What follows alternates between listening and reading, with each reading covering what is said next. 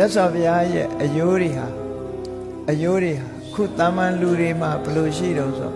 တာမန်လူတွေကအယိုးတစ်ခုနဲ့တစ်ခုဟာတိဆက် join လို့ခေါ်တယ်အယိုးဆက်တွေဟာတိဆက်ကလေးတွေဆက်ထားအယိုးတစ်ခုကြောင့်မှအယိုးနုလေးနဲ့အရွတ်နဲ့ထိန်းထားပြီးအကြောတွေနဲ့ဆိုင်းထားတာဒါကြောင့်မို့တာမန်လူတွေဟာကိုယ်နိုင်ဆန့်နိုင်လုံနိုင်ဆက်ကလည်းပဲနောက်လှည့်လို့ရတယ်စောင်းကြည့်လို့ရတယ်မြတ်စွာဘုရားကြတော့အဲ့ဒီလိုလုပ်လို့မရဘူးတဲ့ဘာဖြစ်လို့မရတယ်လဲလို့ဆိုဘုရားရဲ့ဒီအယိုးတွေဟာ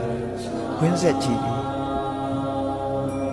အယိုးကအကွင်းလိုက်ဆက်ထားတာဆိုတော့တာမန်အားဖြင့်ဘုရားအယိုးဟာပြုတ်ထွက်ဖို့ရမရှိဘူးခွင်းဆက်တာမန်လူတွေကြတော့တိဆက်ဆက်ထား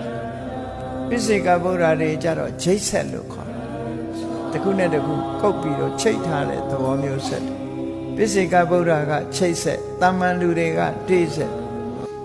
ဘုရားကြတော့ခွင်းဆက်လို့အယိုးတည်နေပုံကိုဒီလိုမှတ်သားကြတာအေးမှားယွင်းပြီးတော့မှတ်သားထားကြတာရှိသေးတယ်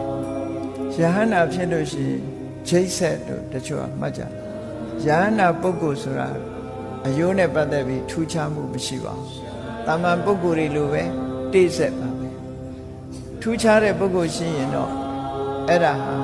သူ့ရဲ့ခန္ဓာကိုယ်တည်ဆောက်မှုလိုပဲပြောရမယ်ယဟန္တာဖြစ်တာနဲ့အယိုးချိတ်ဆက်နဲ့မဆိုင်ဘူးယဟန်ပိစိကဗုဒ္ဓတွေကြတော့ချိတ်ဆက်